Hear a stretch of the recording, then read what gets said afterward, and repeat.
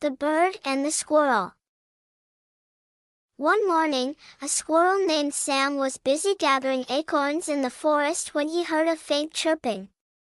Following the sound, he found a little bird on the ground with an injured wing. The bird looked up at Sam with teary eyes. "I tried to fly down, but I hurt my wing. Now I can't get back to my nest." Sam felt sorry for the bird and decided to help. He gathered soft leaves to make a bed and brought the bird some seeds to eat. Every day, Sam took care of the bird, bringing food and keeping it company. After a few days, the bird's wing healed, and it was strong enough to fly again. "Thank you, Sam," the bird chirped happily as it flew back to its nest.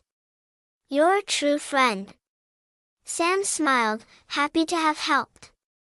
From that day on, the squirrel and the bird remained the best of friends, always looking out for each other in the forest.